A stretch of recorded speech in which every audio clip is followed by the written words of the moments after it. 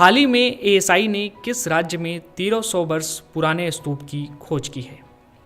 इस प्रश्न का ऑप्शन है option A Orissa, option B Tamil Nadu, option C Gujarat, option D Kerala.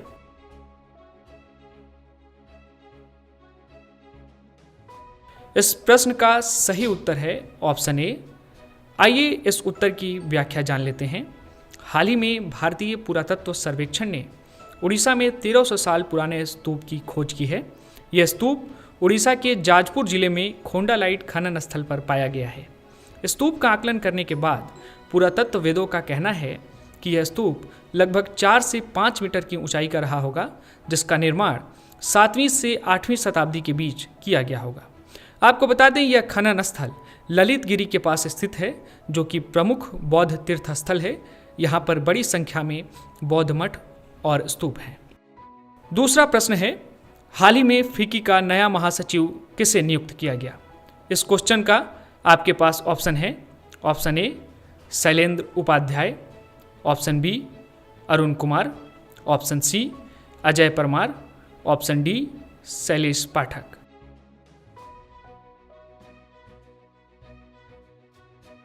इस प्रश्न का सही उत्तर है ऑप्शन डी। आइए इसकी व्याख्या जान लेते हैं। पूर्व आईएएस अधिकारी शैलेश पाठक को फिक्की का नया महासचिव नियुक्त किया गया है। इससे पहले भी शैलेश पाठक निजी क्षेत्र की कई कंपनियों में प्रमुख पदों पर कार्य कर चुके हैं। बता दें कि फिक्की भारत में व्यापारिक संगठनों का एक यूनियन है, जिसका पूरा नाम है federation of Indian chamber of commerce and industry. इसकी स्थापना साल 1927 में की गई थी। आज के एमसीक्यू में तीसरा प्रश्न है, साल 2022 के लिए फीफा फुटबॉल अवार्ड में किस खिलाड़ी को बेस्ट मेंस फुटबॉलर का अवार्ड प्रदान किया गया है? इस प्रश्न का आपके पास ऑप्शंस हैं option A Mbappe, option B Lionel Messi, option C Cristiano Ronaldo, option D Neymar.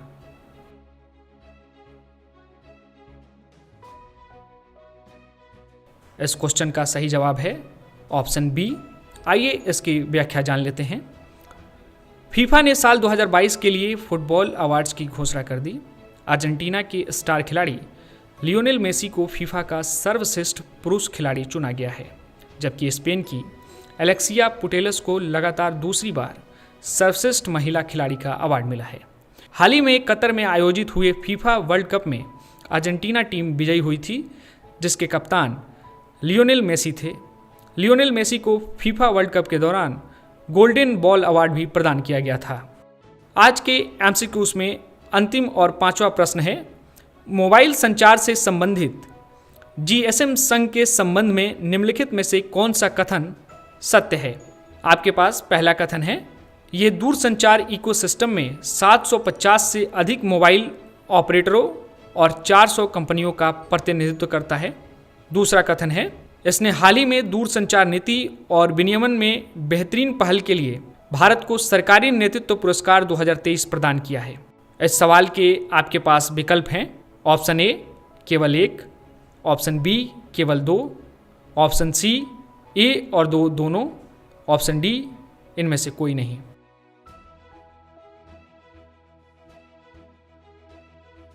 इस सवाल का सही उत्तर है ऑप्शन सी। आइए इस उत्तर की व्याख्या जान लेते हैं। मोबाइल संचार के लिए वैश्विक प्रणाली जीएसएम संघ जीएसएमए ने दूरसंचार नीति और विनियमन में सर्वोत्तम प्रथाओं को लागू करने के लिए भारत को सरकारी नेतृत्व पुरस्कार 2023 प्रदान किया है। जीएसएमए जो दूरसंचार इकोसिस्टम में 750 से अधिक मोबाइल ऑपरेटरों और 400 कंपनियों का प्रतिनिधित्व करता है, हर वर्ष एक देश को मान्यता प्रदान करता है। बार्सिलोना में 27 फरवरी 2023 को मोबाइल वर्ल्ड कांग्रेस द्वारा आयोजित समारोह में भारत को विजेता घोषित किया गया। भारत की डिजिटल इंडिया पहल के बाद लाइसेंस सुधार, पीएम गति शक्ति संचार पोर्टल का निर्माण, राइट ऑफ वे आरओडब्ल्यू को सुव्यवस्थित करने, स्पेक्ट्रम सुधार और उपग्रह सुधार जैसी कई पहलों को देखते हुए यह पुरस्कार दिया गया। बढ़ते हैं दूसरे प्रश्न की ओर। निम्नलिखित में से कौन नागालैंड के इतिहास में पहली महिला एमएलए बन गई हैं? आपके ऑप्शंस हैं ए साल हुटुआनो क्रूस, बी काहुली सेमा, सी रोजी थॉमसन अथवा ऑप्शन डी हेकानी जाखालू।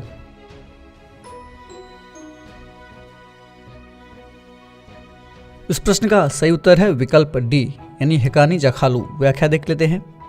नॉर्थ ईस्ट के 3 राज्यों नागालैंड, त्रिपुरा और मेघालय में चुनाव के नतीजे घोषित हुए।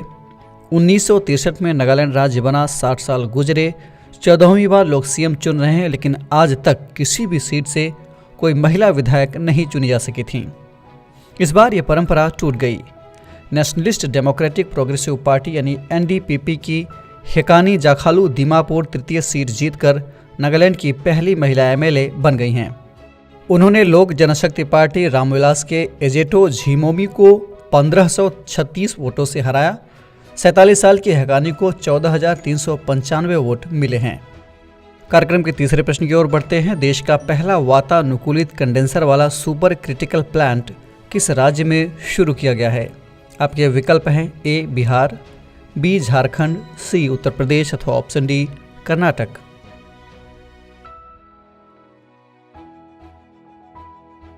इस प्रश्न का सही उत्तर है विकल्प बी यानी झारखंड। व्याख्या देख लेते हैं। हाल ही में एनटीपीसी ने झारखंड के उत्तरी कर्णपुरा क्षेत्र में देश का पहला वातानुकूलित कंडेंसर वाला सुपर क्रिटिकल प्लांट चालू किया है। ये प्लांट 3R यानी कि रिड्यूस, रीयूज और रिसाइकिल पर आधारित है। इसके माध्यम से एक वर्ष में लगभग 30.5 मिलियन क्यूबिक मीटर पानी की बचत होगी, जिससे वार्षिक रूप से 15 लाख लोगों की जल आवश्यकताओं की पूर्ति की जा सकेगी। बात चौथे प्रश्न की। शिन्यू मैत्री युद्धाभ्यास किन 2 देशों के बीच किया गया है?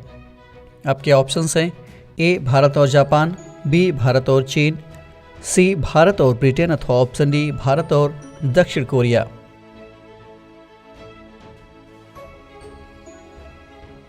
इस क्वेश्चन का सही आंसर है ऑप्शन ए। व्याख्या देख लेते हैं। भारतीय वायुसेना यानी आईएएफ जापान की एयर सेल्फ डिफेंस फोर्स के साथ शिन्यू मैत्री अभ्यास में भाग ले रही है। भारतीय वायुसेना का एक दल C-17 ग्लोबमास्टर 3 विमान के साथ अभ्यास शिन्यू मैत्री 23 में हिस्सा ले रहा है। यह अभ्यास 1 मार्च से 2 मार्च 2023 तक आयोजित किया जाएगा। अभ्यास के पहले चरण में परिवहन, संचालन और सामरिक युद्धाभ्यास पर चर्चा की गई। इसके बाद भारतीय वायुसेना के C-17 और जापान के एयर सेल्फ डिफेंस फोर्स के C-2 परिवहन विमानों द्वारा उड़ान अभ्यास का दूसरा चरण आयोजित किया गया। यह अभ्यास भारतीय वायुसेना और जापान की एयर सेल्फ डिफेंस फोर्स के बीच आपसी समझ और पारस्परिकता को भी बढ़ाएगा। बढ़ते आज के इस कार्यक्रम के अंतिम प्रश्न की ओर यानी 5वें प्रश्न की ओर। हाल ही में पीआईबी के प्रधान महानिदेशक के रूप में किसे नियुक्त किया गया है? आपके विकल्प हैं ए आलोक सिन्हा, बी प्रकाश मिश्रा, सी राजेश मल्होत्रा अथवा ऑप्शन डी पोंटी तनेजा।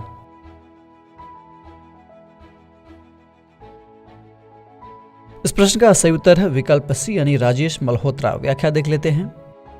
हाल ही में भारतीय सूचना सेवा के अधिकारी राजेश मल्होत्रा को प्रेस इन्फॉर्मेशन ब्यूरो यानी कि पीआईबी का प्रधान महानिदेशक नियुक्त किया गया है।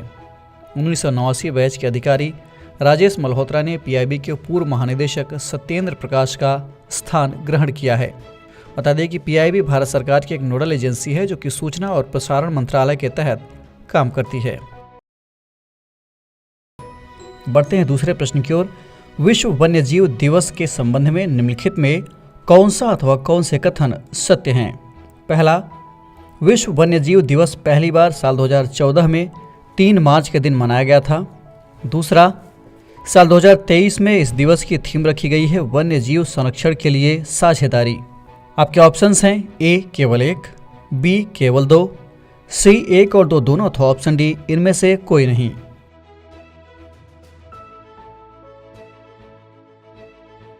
इस प्रश्न का सही उत्तर है विकल्प सी यानी दोनों स्टेटमेंट सही हैं। व्याख्या देख लेते हैं। वन्य जीवों की सुरक्षा और संरक्षण के प्रति लोगों को जागरूक करने के लिए हर साल 3 मार्च को विश्व वन्यजीव दिवस मनाया जाता है। संयुक्त राष्ट्र महासभा ने साल 2013 में अपने 68वें अधिवेशन के दौरान 3 मार्च को विश्व वन्यजीव दिवस मनाने की घोषणा की थी। बता दें कि साल 2014 में पहली बार इस दिवस को मनाया गया था। साल 2023 के लिए इस दिवस की थीम है वन्यजीव संरक्षण के लिए साझेदारी। बढ़ते हैं तीसरे प्रश्न की ओर। एशियाई शतरंज महासंघ ने किस खिलाड़ी को प्लेयर ऑफ द ईयर पुरस्कार से सम्मानित किया है?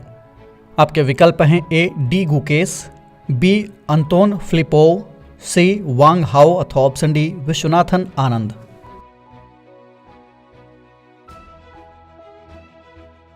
इस प्रश्न का सही उत्तर है विकल्प ए यानी डी गुकेश। व्याख्या देख लेते हैं। हाल ही में भारतीय ग्रैंड मास्टर डी गुकेश को एशियाई शतरंज महासंघ यानी ACF ने player of the year award से सम्मानित किया है। बता दें कि ग्रैंड मास्टर डी गुकेश ने साल 2022 में महाबलीपुरम में आयोजित 44वें शतरंज ओलंपियाड में स्वर्ण पदक जीता था और इसके साथ ही वे 2700 येलो रेटिंग मार्क को तोड़ने वाले छठे भारतीय बन गए थे। इसके अलावा ACF वार्षिक शिखर सम्मेलन के दौरान अखिल भारतीय शतरंज महासंघ ने सर्वाधिक सक्रिय महासंघ का पुरस्कार भी जीता है। कार्यक्रम के चौथे प्रश्न की बात करें तो हाल ही में पंप एंड डंप स्कैम सुर्खियों में रहा। ये निम्नलिखित में से किस क्षेत्र से संबंधित शब्द है? आपके विकल्प हैं A heart transplant, B cricket, C अंतरिक्ष विज्ञान अथवा ऑप्शन डी शेयर मार्केट।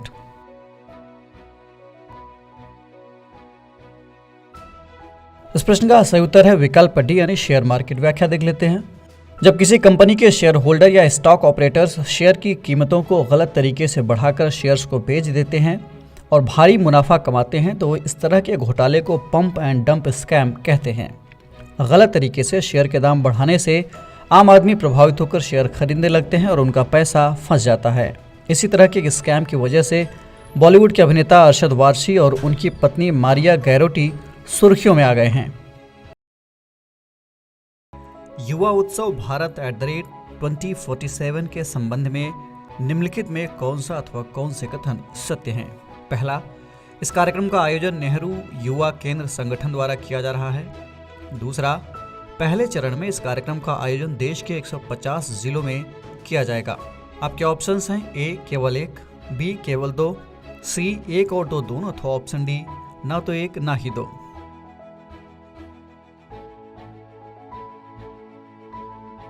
इस प्रश्न का सही उत्तर है विकल्प सी यानी दोनों कथन सही हैं। चलिए व्याख्या देख लेते हैं।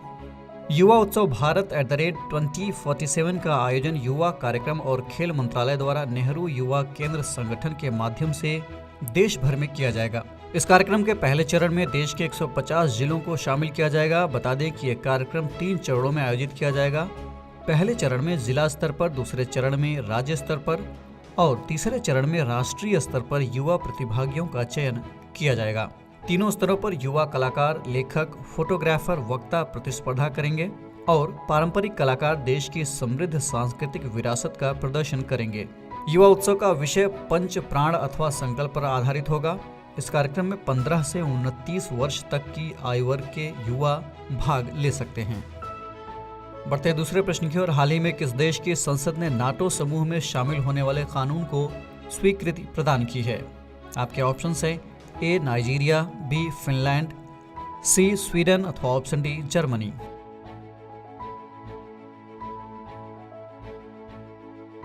इस प्रश्न का सही उत्तर है विकल्प बी यानी फिनलैंड। व्याख्या देख लेते हैं। हाल ही में फिनलैंड की संसद ने देश को नाटो में शामिल होने वाले कानून को स्वीकृति प्रदान कर दी है। फिनलैंड के राष्ट्रपति सौली निनिस्तो ने कहा कि जल्द ही कानून पर हस्ताक्षर किए जाएंगे। नाटो उत्तरी अटलांटिक क्षेत्र में बसे देशों का एक सैन्य संगठन है जिसका पूरा नाम है नॉर्थ अटलांटिक ट्रीटी ऑर्गेनाइजेशन। इसकी स्थापना 4 अप्रैल 1949 को की गई थी। ये संगठन सामूहिक रूप से इसके सदस्य देशों को सैन्य सुरक्षा प्रदान करता है। अभी वर्तमान में इस संगठन में 30 देश शामिल हैं। बढ़ते हैं तीसरे प्रश्न की ओर। हाल ही में वियतनाम के नए राष्ट्रपति के रूप में किसे चुना गया है? आपके विकल्प हैं ए फाम मिन, बी तो लाम, सी फान लुओंग काम अथवा ऑप्शन डी वो वान थुओंग।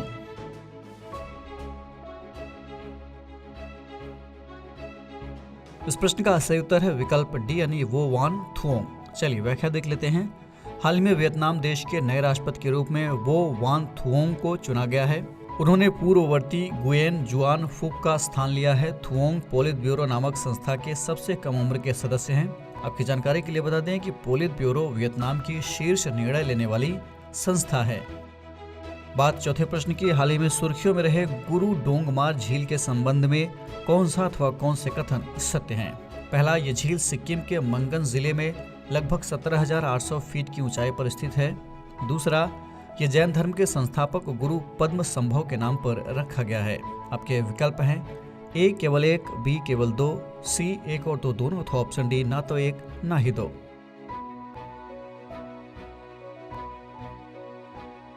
इस प्रश्न का सही उत्तर है विकल्प ए। चलिए व्याख्या देख लेते हैं। हाल ही में केंद्रीय वित्त और कॉर्पोरेट मामलों की मंत्री निर्मला सीतारमण ने गुरु डोंगमार झील का दौरा किया। ये यहाँ पर एक SBI ATM का उद्घाटन करने के लिए गई थी।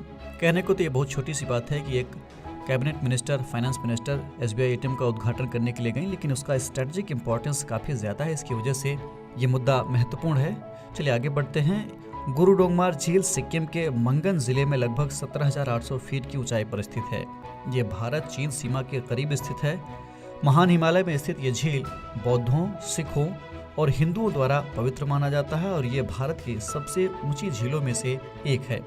इसका नाम तिब्बती बौद्ध धर्म के संस्थापक गुरु पद्म संभव के नाम पर रखा गया है। बात इस कार्यक्रम के आज के अंतिम प्रश्न की। हाल ही में बोला टिनुबू सुर्खियों में थे, ये कौन हैं?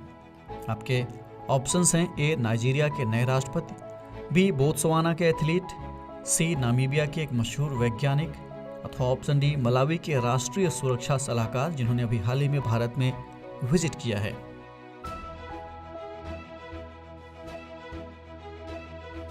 इस प्रश्न का सही उत्तर है विकल्प ए, यानी ये नाइजीरिया के राष्ट्रपति हैं। बाकी तीनों विकल्प गलत हैं और उससे जुड़े हिंट भी गलत हैं। व्याख्या देख लेते हैं। हाल ही में बोला टिनुबू नाइजीरिया के नए राष्ट्रपति बने हैं। अपने प्रतिद्वंदी अतीकू अबू बकर को हराकर इन्होंने ये उपलब्धि हासिल की है। टिनुबू दक्षिणी योरूबा समुदाय के मुसलमान हैं। उन्हें एक दीर्घकालिक राजनीतिक किंग मेकर और नाइजीरिया के सबसे अमीर राजनेताओं में से एक के रूप में जाना जाता है। नाइजीरिया के लोगों को उम्मीद है कि वे एक राष्ट्रपति के रूप में गरीबी और आर्थिक संकट के मुद्दे को दूर करेंगे और जनता के कल्याण के लिए काम करेंगे। निम्नलिखित में से किस राज्य ने हाल ही में लाडली बहना योजना की शुरुआत की है?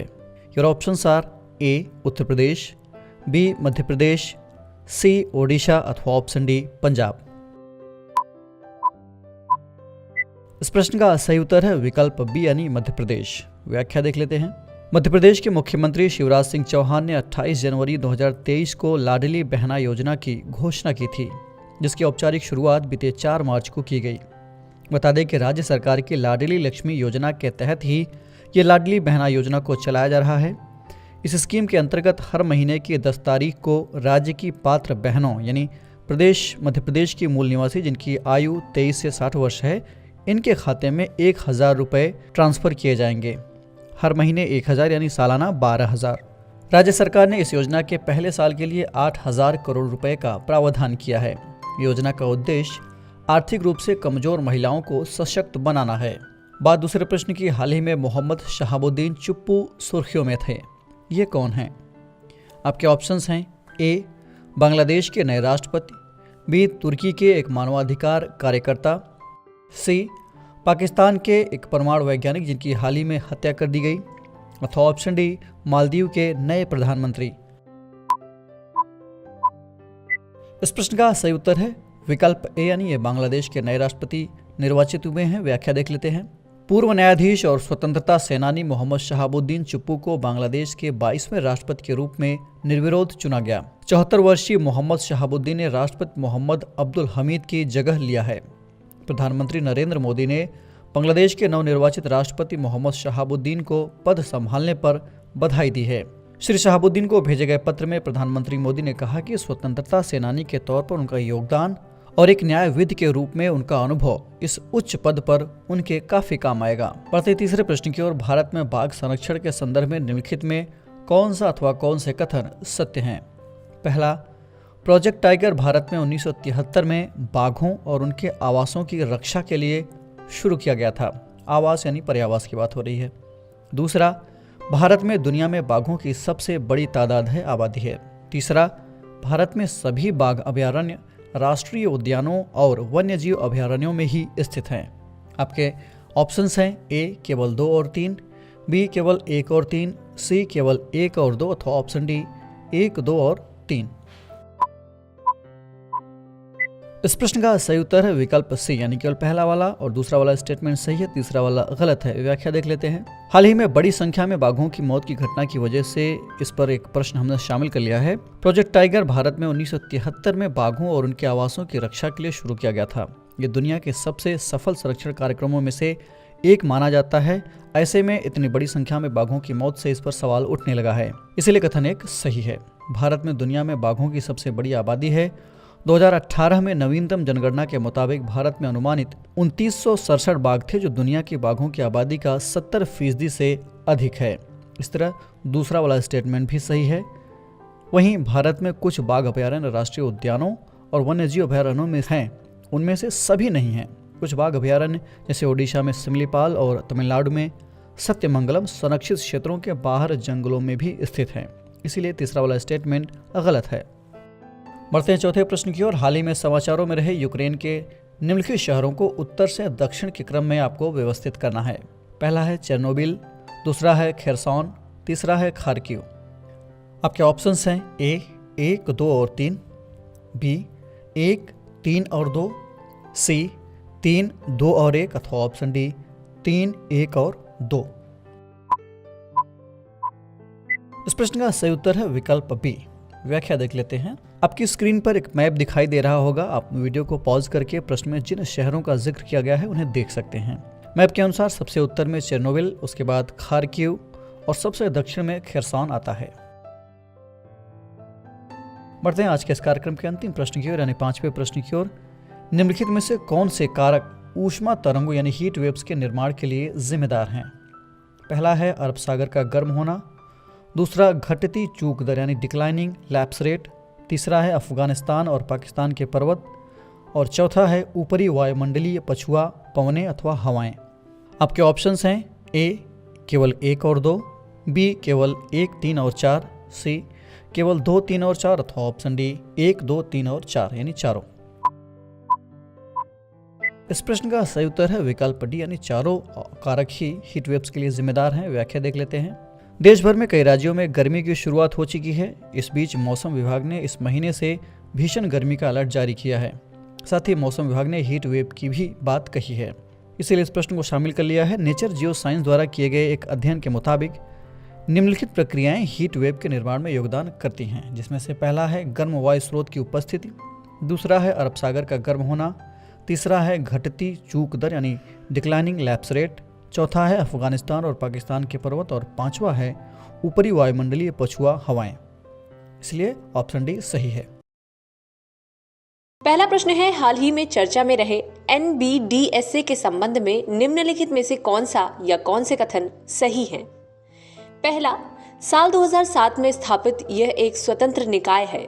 दूसरा, इसकी स्थापना संसद द्वारा पारित प्रेस अधिनियम 2006 के तहत की गई थी। आपके ऑप्शंस हैं ए केवल कथन 1 सत्य है, बी केवल कथन 2 सत्य है, सी कथन 1 और 2 दोनों ही सत्य हैं, या फिर डी ना ही 1 और ना ही 2। सही उत्तर है ऑप्शन ए, यानी कि केवल कथन 1 सही है। आइए इसकी व्याख्या देखते हैं। NBDSA ने न्यूज 18 इंडिया, टाइम्स नाउ और जी न्यूज को आचार संहिता, प्रसारण मानकों और विशिष्ट दिशा निर्देशों के उल्लंघन में पाए जाने के बाद इनके कुछ कार्यक्रमों की वीडियो को हटाने के लिए कहा है। NBDSA न्यूज ब्रॉडकास्टर्स और डिजिटल एसोसिएशन यानी कि NBDA द्वारा स्थापित एक स्वतंत्र निकाय है। 2007 में गठित news broadcasters and digital association, जिसे पहले न्यूज ब्रॉडकास्टर्स एसोसिएशन के नाम से जाना जाता था, भारत में विभिन्न करंट अफेयर्स और न्यूज टेलीविजन ब्रॉडकास्टरों का एक निजी संघ है जो उनके प्रतिनिधि के रूप में काम करता है। बढ़ते हैं अपने दूसरे प्रश्न की ओर। दूसरा प्रश्न है, हाल ही में चर्चा में रहे विंडसर फ्रेमवर्क के संबंध में निम्नलिखित में से कौन सा या कौन से कथन सत्य हैं? पहला, ये ब्रिटेन और यूरोपीय संघ के बीच प्रस्तावित एक पोस्ट ब्रेक्जिट कानूनी समझौता है। दूसरा, ये उत्तरी आयरलैंड प्रोटोकॉल की ट्रांसपोर्ट संबंधी कमियों में सुधार लाएगा। तीसरा, उत्तरी आयरलैंड प्रोटोकॉल यूरोपीय संघ के सीमा शुल्क नियमों को पूरे उत्तरी आयरलैंड में लागू करने की अनुमति देता है। आपके ऑप्शंस हैं ए केवल कथन 1 और 2 सही हैं, बी केवल कथन 2 और 3 सही हैं, सी सभी कथन सही हैं, या फिर डी सभी कथन गलत हैं। सही उत्तर है ऑप्शन सी। आइए इसकी व्याख्या देखते हैं। ब्रिटेन और यूरोपीय संघ ने हाल ही में विंडसर फ्रेमवर्क, एक प्रस्तावित पोस्ट ब्रेक्जिट कानूनी समझौता की घोषणा की। ये वर्तमान उत्तरी आयरलैंड प्रोटोकॉल में यूरोपीय एकल बाजार और यूनाइटेड किंगडम के बीच माल की आवाजाही की समस्या का समाधान करेगा। ये फ्रेमवर्क ग्रेट ब्रिटेन और उत्तरी आयरलैंड के बीच उत्तरी आयरलैंड में आने वाले सामानों के लिए हरे और लाल लेन के उपयोग के माध्यम से मुक्त व्यापार की अनुमति देगा। बढ़ते हैं अपने तीसरे प्रश्न की ओर। तीसरा प्रश्न है, हाल ही में चर्चा में रहे पुष्पगिरी क्षेत्रम के संबंध में निम्नलिखित में से कौन सा या कौन से कथन सही है? पहला, ये केरल और तमिलनाडु की सीमा पर स्थित है। दूसरा, पुष्पगिरी क्षेत्रम में 13वीं सदी के मंदिर की खोज की गई।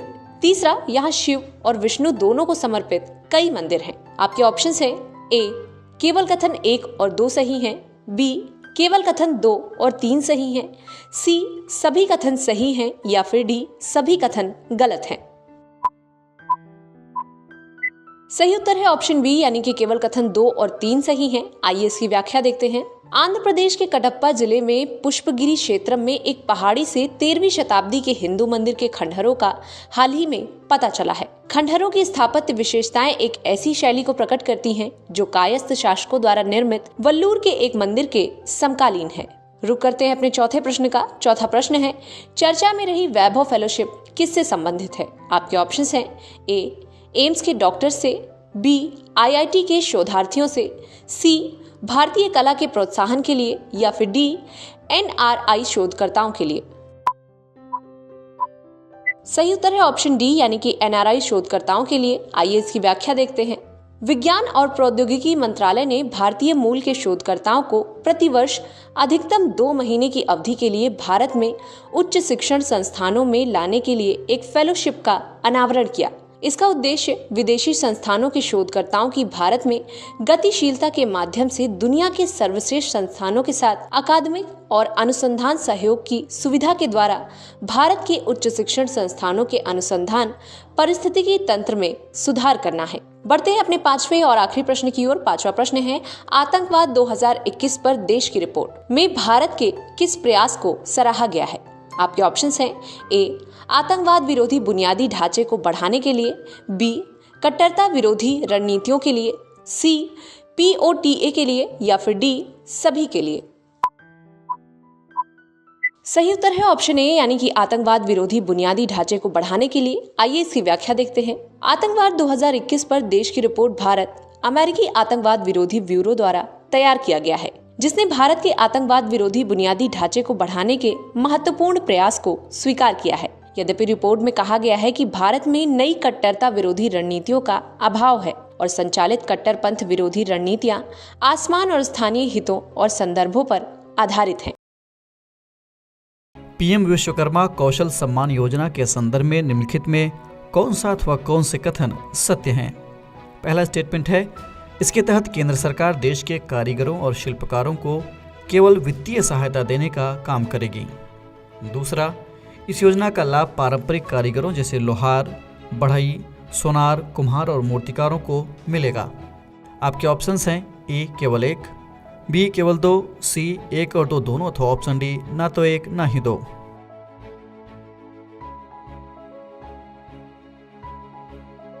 इस प्रश्न का सही उत्तर है ऑप्शन बी, यानी केवल दूसरा वाला स्टेटमेंट सही है, पहला वाला गलत है। व्याख्या देख लेते हैं। प्रधानमंत्री नरेंद्र मोदी ने आज यानी 11 मार्च 2023 को पीएम विश्वकर्मा कौशल सम्मान विषय पर एक वेबिनार को संबोधित किया।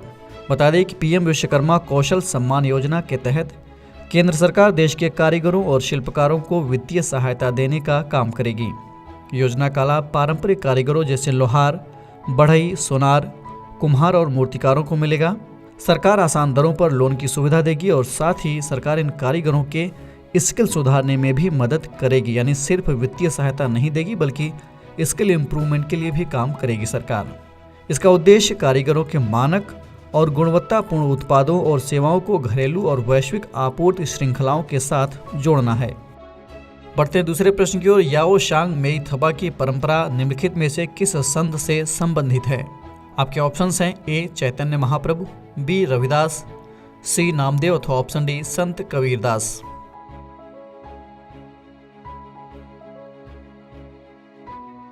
इस प्रश्न का सही उत्तर है विकल्प ए यानी चैतन्य महाप्रभु। व्याख्या देख लेते हैं।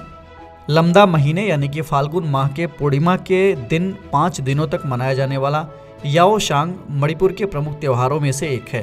काफ़ी हद तक ये होली से मिलता जुलता है। ये त्यौहार मैतेई लोगों द्वारा मनाया जाता है। यहाँ धुलेंडी वाले दिन को पिचकारी कहा जाता है। इस दिन हर गांव में सूर्यास्त के ठीक बाद याओशांग मेईथबा की परंपरा निभाई जाती है। इस परंपरा में पुआल की एक छोटी सी झोपड़ी को जलाया जाता है, जैसे हमारे आपके यहाँ होलिका दहन होता है। इसके पहले इसमें चैतन्य महाप्रभु की मूर्ति रखी रहती है, जिसकी पूजा की जाती है। जलाने के पहले इस मूर्ति को निकाल लिया जाता है। चैतन्य महाप्रभु 15वीं शताब्दी के वैष्णव संत हुआ करते थे। बढ़ते हैं तीसरे प्रश्न की ओर। H3N2 वायरस के संदर्भ में निम्नलिखित में कौन सा अथवा कौन से कथन सत्य हैं? ये वायरस अभी हाल ही में काफ़ी चर्चा में रहा है। चलिए आगे बढ़ते हैं। पहला statement, H3N2 virus influenza A के H1N1 का म्यूटेट हुआ वेरिएंट है। दूसरा, इसे हांगकांग फ्लू भी कहते हैं। तीसरा, H3N2 स्ट्रेन सूअर से इंसानों और इंसानों से सूअर में फैल सकता है। आपके विकल्प हैं ए केवल 2 और 3, बी केवल 1 और 3, सी केवल 1 और 2 अथवा ऑप्शन डी 1, 2 और 3।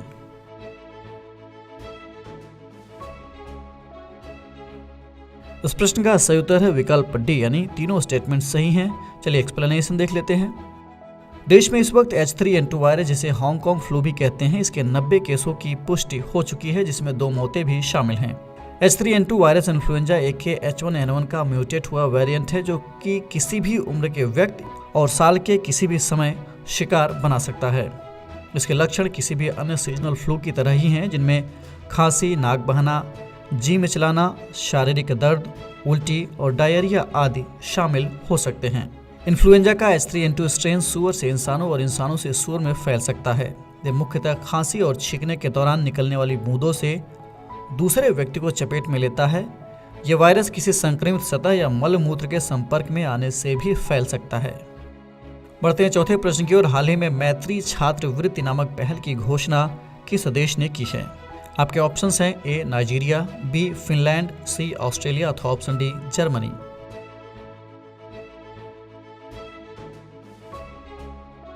इस प्रश्न का सही उत्तर है विकल्प सी यानी ऑस्ट्रेलिया। व्याख्या देख लेते हैं। ऑस्ट्रेलिया के प्रधानमंत्री एंथोनी अल्बनीज अपनी पहली भारत यात्रा पर अहमदाबाद पहुंचे हैं। यहां पर उन्होंने घोषणा की कि उनके देश और भारत सरकार ने ऑस्ट्रेलिया भारत शिक्षा योग्यता मान्यता तंत्र को अंतिम रूप दे दिया है। उन्होंने उन भारतीय छात्रों के लिए एक मैत्री छात्रवृत्ति नामक नई योजना की भी घोषणा की। ये स्कीम भारतीय छात्रों के लिए 4 साल तक ऑस्ट्रेलिया में अध्ययन करने की सुविधा के संबंध में है। छात्रवृत्ति व्यापक मैत्री कार्यक्रम का हिस्सा है, जो ऑस्ट्रेलिया और भारत के बीच सांस्कृतिक, शैक्षणिक और सामुदायिक संबंधों को बढ़ावा देना चाहता है। बात आज के इस कार्यक्रम के सबसे अंतिम सवाल की, अंतिम प्रश्न की।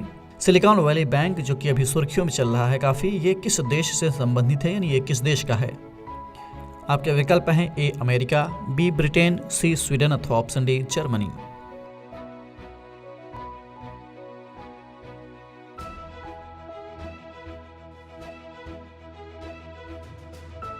अमेरिका में सबसे बड़ी वित्तीय संस्थागत विफलता में देश का सबसे बड़ा सिलिकॉन वैली बैंक अब बंद हो गया है। साल 2008 में वित्तीय संकट के बाद से अमेरिका में ये सबसे बड़ा संस्थागत वित्तीय संकट है। बैंक के अचानक बंद होने से वैश्विक बाजारों में हड़कंप मच गया है। निवेशकों और कंपनियों के लाखों डॉलर फंस गए हैं। विश्व में प्रौद्योगिकी और क्रिप्टो स्टार्टअप्स में भारी मात्रा में छटनी के कारण जारी उथल पुथल और आर्थिक मंदी के कारण ये हालात पैदा हुए हैं। हाल ही में चर्चा में रहे ट्रांस टी स्टॉल के संबंध में निम्नलिखित कथनों में से कौन सा या कौन से कथन सही है? पहला कथन है कि देश का पहला पूरी तरह से ट्रांसजेंडर्स द्वारा संचालित रेलवे स्टेशन टी स्टॉल है। दूसरा कथन है भारतीय रेलवे ने कर्नाटक के बेल्लारी रेलवे स्टेशन पर इस ट्रांस टी स्टॉल को स्थापित किया है। आपके ऑप्शंस हैं, ऑप्शन ए केवल कथन 1 सही है, ऑप्शन बी केवल कथन 2 सही है, ऑप्शन सी कथन 1 और 2 दोनों सही हैं, या फिर ऑप्शन डी ना ही 1 और ना ही 2। आज के हमारे पहले प्रश्न का सही जवाब है ऑप्शन ए। आइए इसकी व्याख्या देख लेते हैं। भारतीय रेलवे ने असम के गुवाहाटी रेलवे स्टेशन पर अपना पहला ट्रांस टी स्टॉल स्थापित किया है। ये टी स्टॉल पूरी तरह से ट्रांसजेंडर समुदाय के सदस्यों द्वारा संचालित किया जाएगा। जानकारी के मुताबिक देश में किसी भी रेलवे स्टेशन पर खोला जाने वाला अपनी तरह का पहला स्टेशन है। इसे ऑल असम ट्रांसजेंडर एसोसिएशन के सक्रिय सहयोग से खोला गया है। आज का हमारा दूसरा प्रश्न है, हाल ही में किस भारतीय फिल्म को बेस्ट डॉक्यूमेंट्री शॉर्ट फिल्म का ऑस्कर दिया गया है? आपके ऑप्शंस हैं, option A Moolakarnam, option B almighty, option C Chaitanya या option D the elephant whispers. आज के हमारे दूसरे प्रश्न का सही जवाब है ऑप्शन डी। आइए इसकी व्याख्या देख लेते हैं। 95वें अकादमी पुरस्कार समारोह में एस राजामौली की फिल्म RRR से भारत के नाटू नाटू गीत ने सर्वश्रेष्ठ मूल गीत के लिए ऑस्कर जीतने वाली पहली भारतीय फिल्म बनकर इतिहास रच दिया है। इससे पहले नाटू नाटू ने बेस्ट ओरिजिनल सॉन्ग का गोल्डन ग्लोब अवार्ड जीता था। इसके अलावा short film the elephant whispers ने भी ऑस्कर अवार्ड जीतकर भारतीय सिनेमा को ऐतिहासिक और गर्व का अवसर प्रदान किया है। नाटू नाटू गीत को मिले ऑस्कर अवार्ड पर प्रधानमंत्री नरेंद्र मोदी ने भी तारीफ करते हुए इसे अद्वितीय बताया है। आज का हमारा तीसरा प्रश्न है, इंफ्रास्ट्रक्चर फाइनेंस सचिवालय के संदर्भ में निम्नलिखित में से कौन सा या कौन से कथन सत्य हैं? पहला कथन है, इंफ्रास्ट्रक्चर फाइनेंस सचिवालय रेलवे, सड़कों, शहरी बुनियादी ढांचे और बिजली सहित बुनियादी ढांचे में अधिक निजी निवेश के लिए सभी हितधारकों की सहायता करने के लिए महत्वपूर्ण होगा। दूसरा कथन है, ये विभाग के सचिव के साथ आर्थिक मामलों के विभाग का एक हिस्सा होगा। आपके ऑप्शंस हैं, ऑप्शन ए केवल कथन 1 सही है, ऑप्शन बी केवल कथन 2 सही है, ऑप्शन सी 1 और 2 दोनों कथन सही हैं, या फिर ऑप्शन डी ना तो 1 और ना ही 2 कथन सही है। आज के हमारे तीसरे प्रश्न का सही जवाब है ऑप्शन सी। आइए इसकी व्याख्या देख लेते हैं। रेलवे, सड़कों, शहरी बुनियादी ढांचे और बिजली सहित बुनियादी ढांचे में अधिक निजी निवेश के लिए सभी हितधारकों की सहायता करने के लिए महत्वपूर्ण होगा, जो मुख्य रूप से सार्वजनिक संसाधनों पर निर्भर है। इसलिए कथन 1 सही है, आर्थिक मामलों के सचिव के साथ आर्थिक मामलों के विभाग का एक हिस्सा है, अतः कथन 2 भी सही है। आज का हमारा चौथा प्रश्न है, हाल ही में भारतीय रेलवे के किस स्टेशन का नाम Guinness book of world record में दर्ज किया गया है? आपके ऑप्शंस हैं, option A Veerangana Lakshmibai station, option B Hubli railway station, option C Deendayal Upadhyay railway station, या फिर ऑप्शन डी नई दिल्ली रेलवे स्टेशन। इस प्रश्न का सही जवाब है ऑप्शन बी। आइए इसकी व्याख्या देख लेते हैं। हुबली रेलवे स्टेशन कर्नाटक का एक महत्वपूर्ण जंक्शन है। ये स्टेशन बेंगलुरु, होसपेटे और वास्को द गामा, या ये कहें कि बेलगावी की ओर रेलवे लाइनों को जोड़ने वाले जंक्शन पर स्थित है। इस स्टेशन के प्लेटफॉर्म नंबर 8 की लंबाई 1507 मीटर है। इसकी खासियत यह है कि इसका नाम Guinness book of world record में दर्ज हो गया है। दरअसल ये दुनिया का सबसे लंबा रेलवे प्लेटफॉर्म है। इस प्लेटफॉर्म को बनाने में 20.1 करोड़ रुपए खर्च हुए हैं। प्रधानमंत्री नरेंद्र मोदी ने बीते 12 मार्च को इस स्टेशन को देश को समर्पित किया है। आज का हमारा पांचवा और आखिरी प्रश्न है, हाल ही में चर्चा में रहे रामचंद्र पोडेल के संबंध में निम्नलिखित कथनों में से कौन सा या कौन से कथन सही है? पहला कथन है, ये नेपाल के नवनिर्वाचित प्रधानमंत्री हैं। दूसरा कथन है, 78 वर्षीय पौडेल ने प्रतिद्वंदी सुभाष चंद्र नेब्मांग पर आसानी से जीत हासिल की है। आपके ऑप्शंस हैं, ऑप्शन ए केवल कथन 1 सही है, ऑप्शन बी केवल कथन 2 सही है, ऑप्शन सी 1 और 2 दोनों सही हैं, या फिर ऑप्शन डी ना ही 1 और ना ही 2 कथन सही है। आज के हमारे पांचवें और अंतिम प्रश्न का सही जवाब है ऑप्शन बी। आइए इसकी व्याख्या देख लेते हैं। नेपाल के नवनिर्वाचित राष्ट्रपति रामचंद्र पोडेल ने आज यानी कि 13 मार्च को पद और गोपनीयता की शपथ ली है। कार्यवाहक मुख्य न्यायाधीश हरिकृष्ण कार्की ने नवनिर्वाचित राष्ट्रपति को पद और गोपनीयता की शपथ दिलाई। आपकी जानकारी के लिए बता दें कि पोडेल 9 मार्च को राष्ट्रपति चुने गए थे। साल 2006 में नेपाल में राजशाही के पतन होने के बाद नेपाल ने गणतंत्र की स्थापना के साथ राष्ट्रपति प्रणाली की प्रथा को अपनाया था। संविधान के अनुसार राष्ट्रपति का कार्यकाल पद पर उनके चुनाव की तारीख से 5 साल का होता है और व्यक्ति को 2 कार्यकाल से अधिक के लिए राष्ट्रपति के रूप में नहीं चुना जा सकता है। चर्चा में रहे पोर्टर पुरस्कार 2023 के संबंध में निम्नलिखित कथनों में से कौन से या कौन सा कथन सही है? पहला कथन है, इस पुरस्कार का नाम अर्थशास्त्री माइकल ई पोर्टर के नाम पर रखा गया है। दूसरा कथन है, स्टैनफोर्ड यूनिवर्सिटी में द इंडिया डायलॉग के दौरान पुरस्कार की घोषणा की गई है। और तीसरा कथन है, भारत को यह पुरस्कार पोलियो नियंत्रण में सफलता के लिए दिया गया है। आपके ऑप्शंस हैं, ऑप्शन ए केवल कथन 1 और 2 सही है, ऑप्शन बी केवल कथन 2 और 3 सही है, ऑप्शन सी सभी कथन सही है, या फिर ऑप्शन डी सभी कथन गलत है। आज के हमारे पहले प्रश्न का सही जवाब है ऑप्शन ए। आइए इसकी व्याख्या देख लेते हैं। केंद्रीय स्वास्थ्य और परिवार कल्याण मंत्रालय को पोर्टर पुरस्कार 2023 प्राप्त हुआ है। कोविड-19 के प्रबंधन में सरकार की रणनीति, दृष्टिकोण और अलग अलग हितधारकों की भागीदारी, विशेष रूप से पीपीई किट बनाने के लिए उद्योग में आशा कार्यकर्ताओं की भागीदारी के चलते ये पुरस्कार भारत को दिया गया है। दूसरा प्रश्न है, चर्चा में रही समर्थ योजना किस मंत्रालय से संबंधित है? आपके ऑप्शंस हैं ऑप्शन ए मानव संसाधन मंत्रालय, ऑप्शन बी युवा विकास मंत्रालय, ऑप्शन सी सूचना एवं प्रसारण मंत्रालय या फिर ऑप्शन डी कपड़ा मंत्रालय।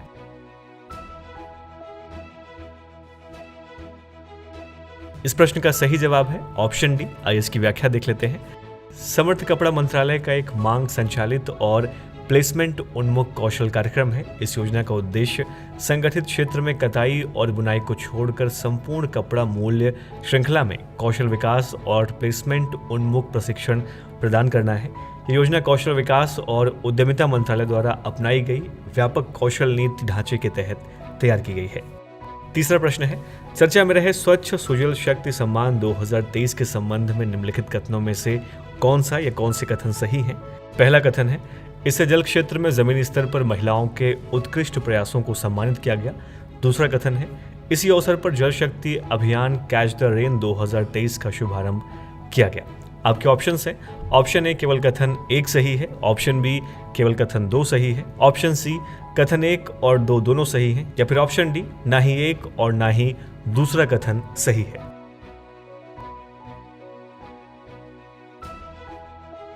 इस प्रश्न का सही जवाब है ऑप्शन सी। आइए इसकी व्याख्या देख लेते हैं। जल शक्ति मंत्रालय स्वच्छ सुजल शक्ति सम्मान 2023 के माध्यम से मंत्रालय के अलग अलग कार्यक्रमों में योगदान देने वाली महिलाओं को सम्मानित करके अंतर्राष्ट्रीय महिला दिवस मना रहा है। ये पुरस्कार महिलाओं को स्वच्छ भारत मिशन, ग्रामीण जल जीवन मिशन और राष्ट्रीय जल मिशन श्रेणियों के तहत उनके असाधारण योगदान के लिए मान्यता देगा। कैच द रेन अभियान सभी हितधारकों को 22 मार्च से 30 नवंबर तक वर्षा जल संचयन संरचनाएं बनाने के लिए प्रोत्साहित करता है। चौथा सवाल है, चर्चा में रही इलेक्ट्रिसिटी ट्रांजिशन रिपोर्ट के संबंध में निम्नलिखित कथनों में से कौन सा या कौन से कथन सही हैं? पहला कथन है, ये रिपोर्ट ओएनजीसी द्वारा जारी की गई है। दूसरा कथन है, रिपोर्ट स्वच्छ बिजली संक्रमण के अलग अलग पहलुओं पर भारतीय राज्यों की प्रगति और प्रदर्शन को दर्शाती है। तीसरा कथन है, सूची में कर्नाटक और गुजरात शीर्ष पर है। आपके ऑप्शंस हैं ऑप्शन ए केवल कथन 1 और 2 सही है, ऑप्शन बी केवल कथन 2 और 3 सही है, ऑप्शन सी सभी कथन सही हैं या फिर ऑप्शन डी सभी कथन गलत हैं।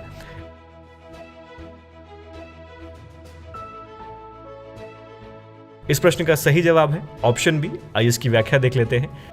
ये report institute for energy economics and financial analysis द्वारा जारी की गई है। संस्थान ऊर्जा बाजारों, प्रवृत्तियों और नीतियों से संबंधित मुद्दों की जांच करती है। स्वच्छ ऊर्जा परिवर्तन को अपनाने वाले भारतीय राज्यों की सूची में कर्नाटक और गुजरात शीर्ष पर हैं, जबकि बिहार, पश्चिम बंगाल और यूपी जैसे राज्य संक्रमण में पिछड़ गए हैं। आज का हमारा 5वां और अंतिम प्रश्न है, कृत्रिम बुद्धि यानी कि आर्टिफिशियल इंटेलिजेंस द्वारा संचालित दुनिया के पहले रेडियो प्लेटफॉर्म का नाम क्या है? आपके ऑप्शंस हैं option A AI radio, option B go radio, option C radio GPT या फिर option D radio Bing.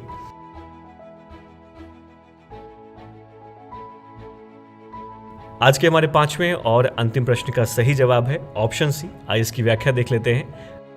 Radio GPT artificial intelligence द्वारा संचालित दुनिया का पहला रेडियो प्लेटफॉर्म है।